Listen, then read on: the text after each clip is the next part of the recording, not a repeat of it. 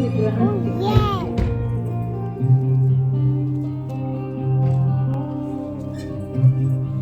ब्रह्म सरोवर जो धार्मिक समारोह के लिए एक जलाशय, ग्रहण के समय इसमें हजारों लोग पवित्र डुबकी लगाते हैं।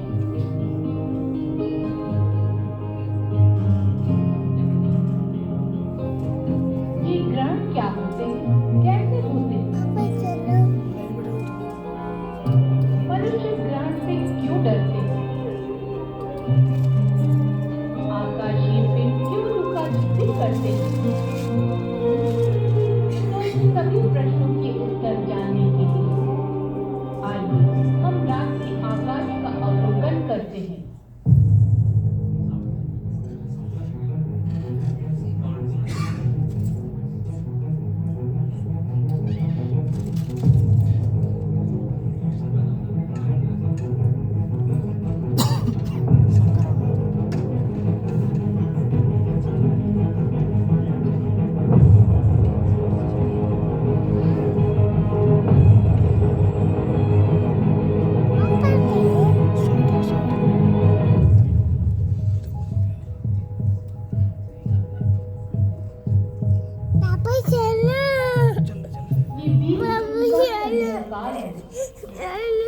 समय के बीतने के साथ सूर्य पश्चिम क्षितिज के नीचे गति करता हुआ दिखाई दे रहा है।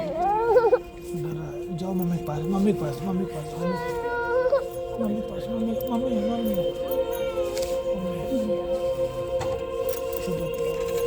सूर्यास्त हो चुका। पहले तो अधिक चमकीले तारे एक एक कर टिमटिमाने लगे हैं। फिर गोधूली के मधुर होने के साथ अंधकार में आकाश तारों से भर गया। वाह, आकाश कितना सुंदर दिखाई दे रहा है। ध्यान से देखिए, ये तारे विभिन्न आकृतियां बना रहे हैं, जिसे तारामंडल कहते हैं। चलिए अब हम कुछ जाने पहचाने तारामंडल को देखते हैं।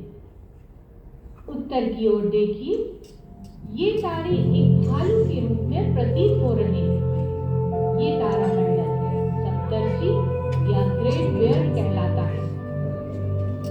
ये 7 तारे भारतीय पौराणिक कथा के 7 महान ऋषि कृत, पुलह, पुलस्त्य, अत्रि,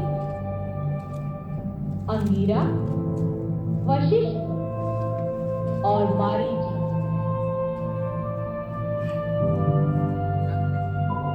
सप्तर्षि के इन 2 तारों को जोड़ते हुए उत्तर की ओर बढ़े तो हम इस तारे के पास पहुंच जाएंगे, जो ठीक उत्तर दिशा में है। इसे ध्रुव तारा, पोल स्टार या पोलैरिस कहते हैं। क्या आप अनुमान लगा सकते हैं कि उत्तरी बिंदु से ध्रुव तारा कितना ऊपर है? जी हाँ, ये हमारे शहर का अक्षांश या लैटिट्यूड है। यानी प्रयागराज में ध्रुव तारे को हम उत्तरी क्षितिज से 25.5 अंश के ऊपर पाते हैं। सप्तर्षि के पूंछ के ये 3 तारे मिलकर एक चाप बनाते हैं। आकाश में इस चाप को और आगे बढ़ाने पर हमें ये चमकीला तारा स्वाति या ऑक्टरस मिलता है, जो भूतक तारामंडल में है। ये भूतक मंडल भालू का संरक्षक भी कहलाता है। दक्षिण की ओर इस चाप को और आगे बढ़ाने पर हम एक दूसरे चमकीले तारे चित्रा या स्पाइका पर पहुंच जाएंगे, जो कन्या तारामंडल में है।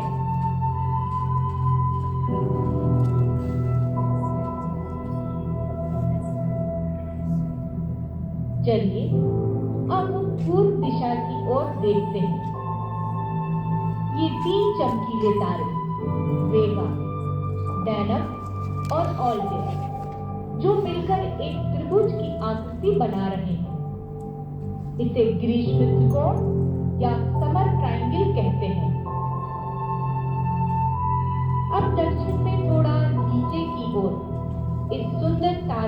को देखिए। ये है वृश्चिक। ये लुभावना लाल तारा ज्येष्ठा या एंटेरिस है, जो लहू के लाल रंग के समान दिखाई देता है। आइए अब एक तेज गति वाले वायुयान से ज्येष्ठा के निकट चलते हैं।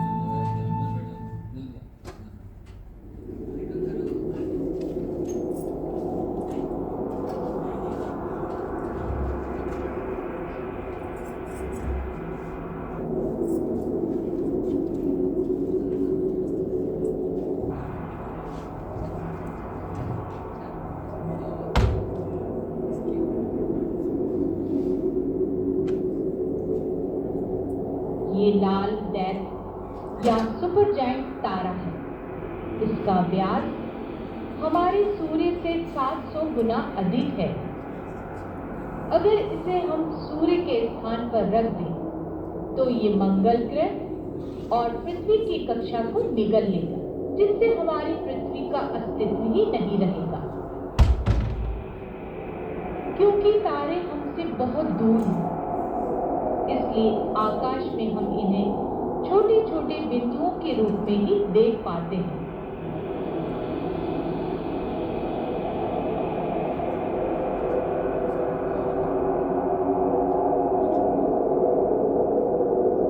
वृश्चिक के पूर्व में ये तारे एक चाय की केतली के रूप में प्रतीत हो रहे हैं। ये है धनु राशि या सैजिटेरियस। यहाँ ऐसा लग रहा है मानो चाय की केतली से कोई द्रव पदार्थ बिच्छू की दुम पर डाला जा रहा है। वृश्चिक और धनु राशि के बीच बादल के रूप में दिखाई देने वाली इस सफेद पट्टी को देखिए।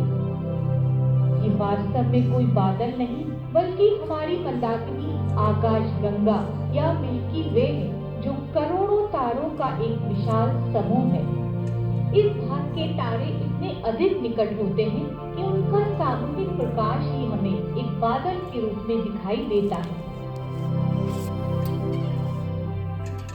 धनु के पूर्व की ओर तारों की पृष्ठभूमि में गति कर इन दो चमकीले पिंड को देखिए। ये कोई तारे नहीं बल्कि ग्रह हैं। ये है बृहस्पति, जुपिटर और ये शनि या सैटर्न। बृहस्पति सौर परिवार का सबसे बड़ा ग्रह है। ये इतना बड़ा है कि इसमें 1300 पृथ्वियां आसानी से समा सकती हैं और इस लाल डिब्बे में भी लगभग 2-3 पृथ्वियां रखी जा सकती हैं। बृहस्पति अपने अक्ष पर तेजी से घूमता है। इसके चारों ओर बहुत ही धुंधले वलय हैं, परंतु पृथ्वी से इन्हें हम देख नहीं सकते। शनि सौर परिवार का दूसरा बड़ा ग्रह है। इसके वलयों को हम एक छोटी दूरबीन की मदद से भी देख सकते हैं। वॉयेजर खोजयान ने पता लगाया था कि ये वलय बर्फ के छोटे छोटे टुकड़ों व पत्थरों से मिलकर बने, जो इसके चारों ओर परिक्रमा करते हैं।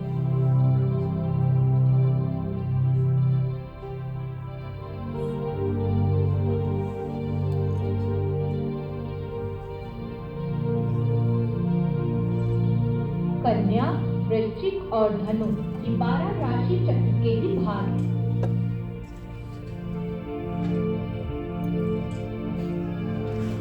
हम सभी ये जानते हैं कि पृथ्वी सूर्य के चारों ओर घूमती है और एक वर्ष में अपना चक्र पूरा करती है।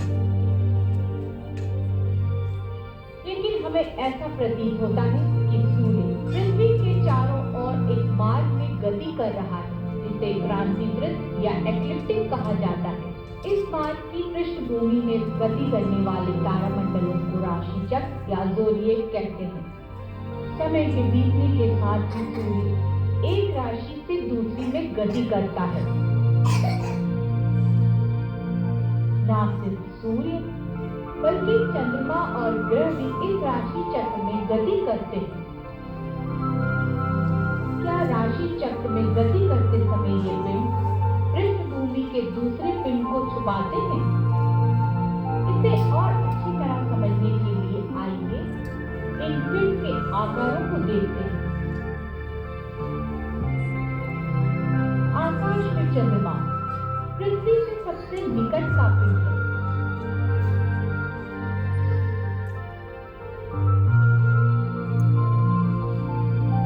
फिर आते हैं ग्रह, सूर्य और तारे। पृथ्वी और सूर्य के बीच बुध और शुक्र ग्रह है। सूर्य हमसे चौथा निकटतम पिंड है। कभी कभी गति करती हुई ये खगोलीय पिंड एक दूसरे को ढक लेते हैं। ऐसा लगता है मानो ये पिंड लुका छिपी कर रहे हैं।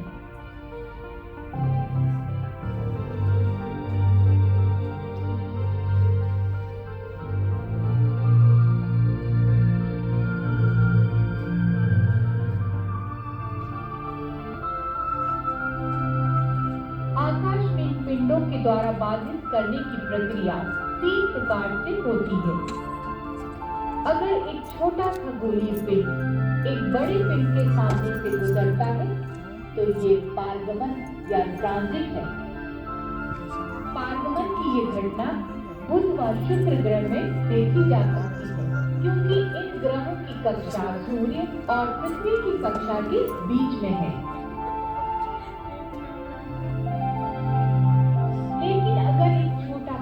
एक बड़े पिंड के द्वारा ढक जाता है तो उसे उपघूमन या ऑकल्टेशन कहते हैं।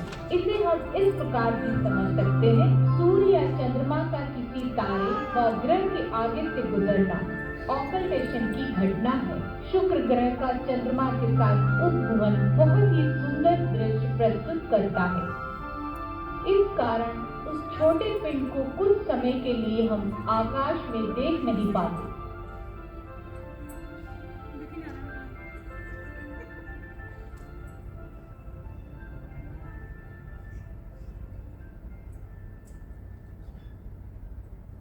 हम सभी जानते हैं कि चंद्रमा हमारी पृथ्वी से बहुत छोटा है, लेकिन पृथ्वी की तुलना दूसरे ग्रह और सूर्य से करने पर पृथ्वी एक छोटे बिंदु के समान दिखाई देती है।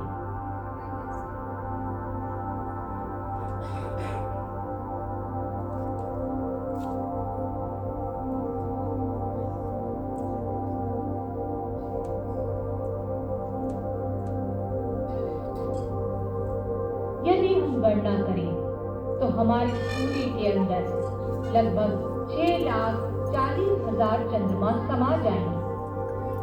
अब आप स्वयं समझ सकते हैं कि चंद्रमा कितना छोटा है। लेकिन आकाश में सूर्य और चंद्रमा का आकार लगभग एक समान प्रतीत होता है, क्योंकि दोनों खगोलीय पिंड का वास्तविक आकार उनकी दूरी से तुलना करने पर एक समान आकार में ही दिखाई देता है। ये केवल संयोग है।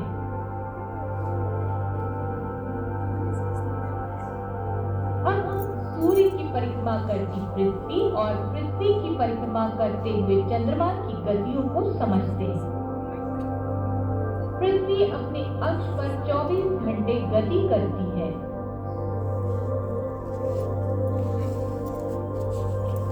इस कारण पृथ्वी का जो भाग सूर्य के सामने रहता है वहां दिन और दूसरे आधे भाग में रात होती है।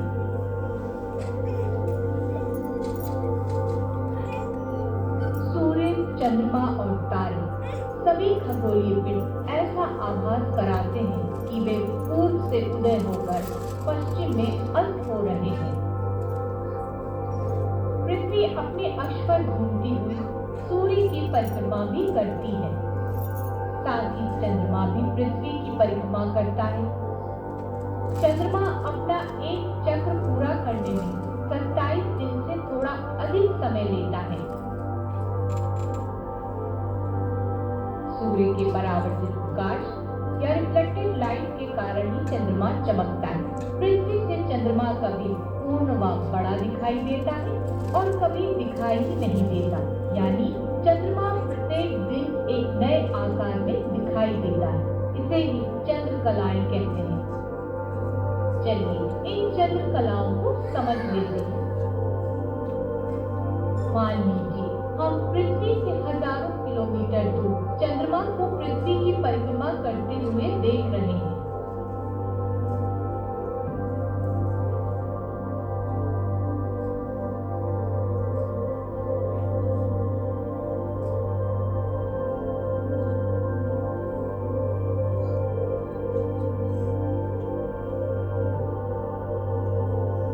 अगर चंद्रमा पृथ्वी व सूर्य के बीच है तो चंद्रमा का पृथ्वी की ओर वाला भाग अंधकार में रहता है, इसलिए उस भाग को हम देख नहीं सकते। इस अवस्था को अमावस्या या न्यू मून कहते हैं।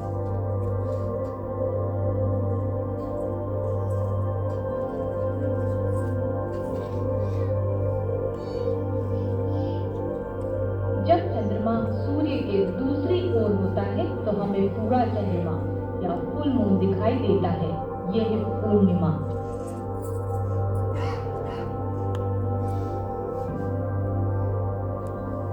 अमावस्या को अंग्रेजी में न्यू मून या नया चांद कहते हैं, क्योंकि आदिकाल के लोग ऐसा मानते थे कि अमावस्या के दिन नए चंद्रमा का जन्म होता है और वह समय के साथ बढ़ता हुआ वृद्धावस्था में पहुंचकर जीवन समाप्त कर लेता है। फिर अमावस्या के दिन चंद्रमा का पुनः जन्म होता है।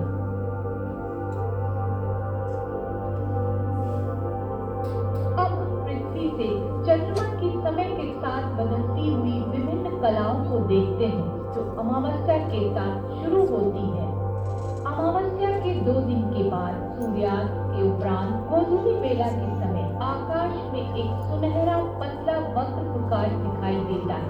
ये है दूज का चांद या क्रिसेंट मून। समय के बीतने के साथ ही चंद्रमा पश्चिम दिशा में ऊपर की ओर गति करता हुआ आकार में बढ़ता जा रहा है। अमावस्या के 1 सप्ताह बाद सूर्यास्त के समय चंद्रमा याम्योत्तर मेरिडियन के पास अर्धवृत्त आकार में दिखता है। गति करता हुआ चंद्रमा पूर्व दिशा की ओर अर्धाधिक या गिब्बत मून के रूप में दिखाई देता है।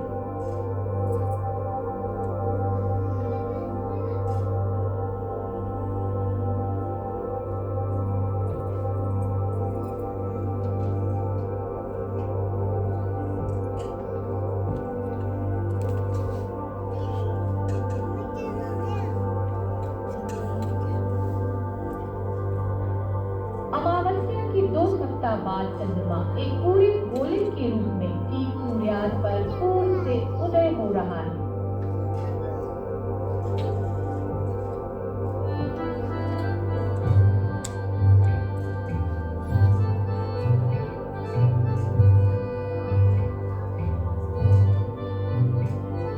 ये है पूर्णिमा का चांद जो अपनी ठंडी रोशनी के साथ पूरी रात चमकता हुआ ठीक सूर्योदय के समय अस्त हो जाता है। इसे 14वीं का चांद भी कहते हैं।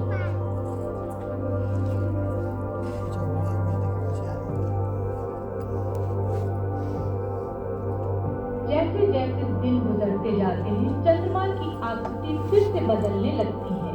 सूर्यास्त के बाद चंद्रमा देर से उदय होता है और सूर्योदय के बाद देर से अस्त। अब ये गोलाकार न रहकर 3 दिन बाद पुनः अर्धाधिक आकार में आ गया।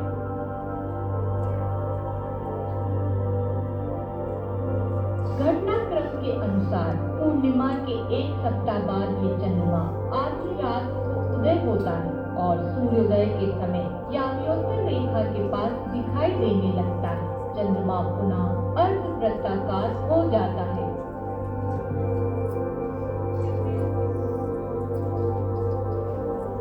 चंद्रकलाएं लगातार घटती हुई क्रिसेंट तक पहुंच जाती हैं। अब ये सूर्योदय से कुछ ही पहले उदय होकर बारीक होता हुआ पूरे समय के लिए अदृश्य हो जाता है। चंद्रमा दोबारा अमावस्या की स्थिति में पहुंचकर चंद्र कलाओं का अपना ये चक्र दोहराता है।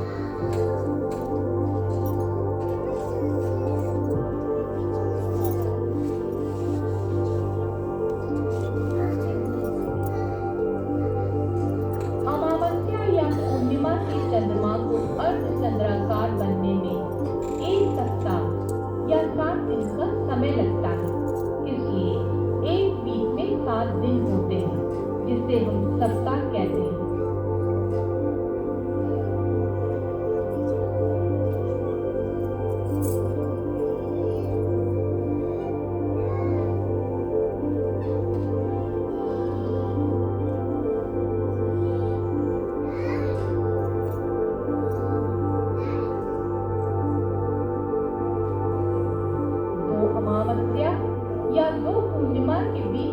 में 30 दिन से थोड़ा कम होता है। समय की इस अवधि को एक माह कहा जाता है। मंथ शब्द को मून से ही लिया गया है। इन चंद कलाओं से कैलेंडर या पंचांग का निर्माण हुआ। विभिन्न धर्मों में मनाए जाने वाले त्योहार इन चंद कलाओं से ही जुड़े होते हैं। कभी कभी एक ही माह में 2 पूर्णिमा होती है। ऐसी स्थिति में उस माह का दूसरा पूर्ण चंद्रमा ब्लू मून कहलाता है। चंद्रमा नीला नहीं दिखाई देता, ये सिर्फ एक शब्दावली है।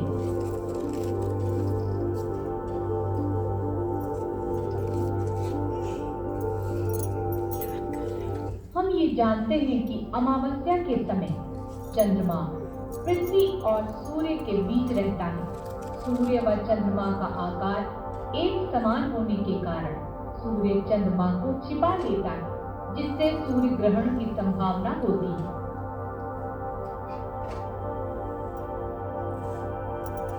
इसी प्रकार पूर्णिमा के समय जब पृथ्वी चंद्रमा और सूर्य के बीच में आ जाती है और उसकी छाया चंद्रमा पर पड़ती है, तो पृथ्वी से देखने पर चंद्रमा हमें ग्रहण युक्त दिखाई देता है। इसे चंद्र ग्रहण या लूनर एक्लिप्स कहते हैं। लेकिन ध्यान देने वाली बात यह है कि प्रत्येक पूर्णिमा व अमावस्या को ग्रहण नहीं होता। ग्रहण के लिए आवश्यक है कि तीनों खगोलीय पिंड सूर्य, पृथ्वी व चंद्रमा एक सीधी रेखा में हो।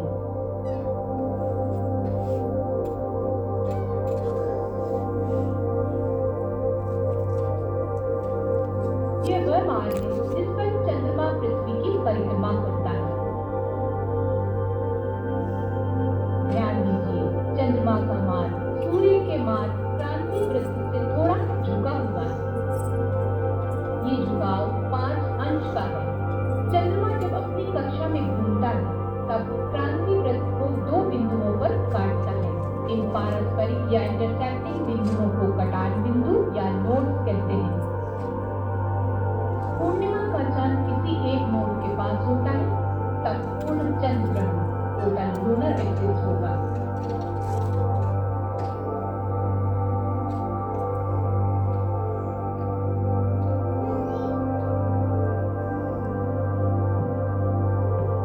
और जब अमावस्या का चांद किसी एक नोड के पास रहता है तो पूर्ण सूर्य ग्रहण टोटल सोलर इक्लिप्स होगा।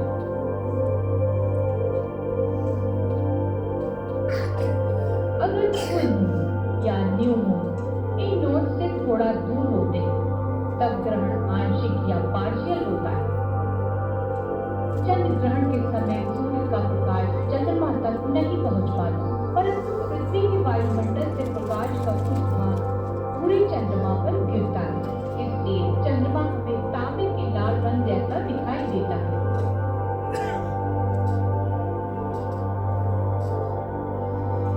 पृथ्वी चंद्रमा से बहुत बड़ी है, इसलिए पृथ्वी के छाया पथ में पूरा चंद्रमा आ जाता है। चंद्र ग्रहण पृथ्वी के उन सभी स्थानों से दिखाई देता है जहां उस समय चंद्रमा दिख रहा होता है। चंद्र ग्रहण देखने के लिए आवश्यक फिल्टर की जरूरत नहीं होती है। इसे पूरी आंखों से भी देखा जा सकता है।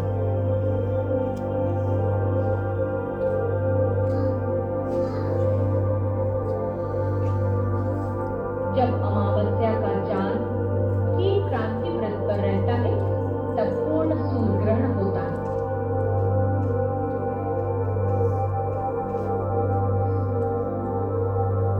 सौर इक्लिप्स या सोलर कोरोना पूर्ण सूर्य ग्रहण का सबसे सुंदर भाग है, जो केवल पूर्णता या टोटलिटी के समय सूर्य के चारों ओर दूर तक फैला हुआ दिखाई देता है।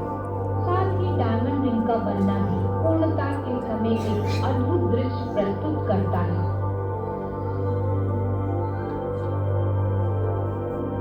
कोरोना सूर्य का बाहरी वायुमंडल है जो हमें साधारण अवस्था में दिखाई नहीं देता।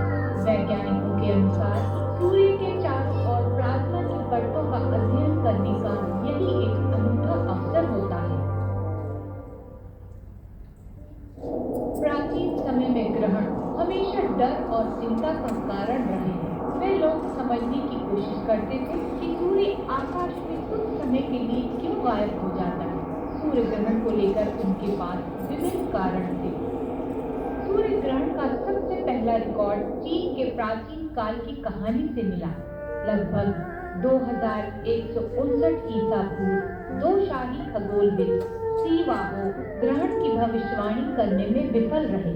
इस कारण शासक किंग कॉन्ग ने क्रोधित होकर दोनों खगोलविदों की गर्दन उड़ा देने का आदेश दिया था।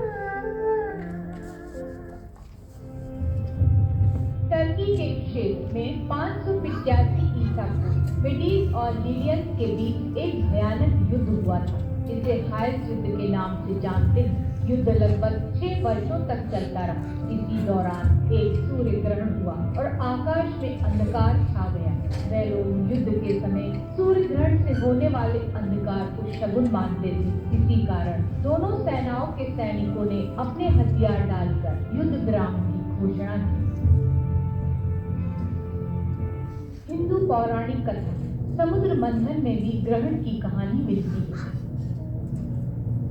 भगवान विष्णु ने देव और असुरों को एक साथ मिलकर समुद्र मंथन कर अमृत खोजने का आदेश दिया। उन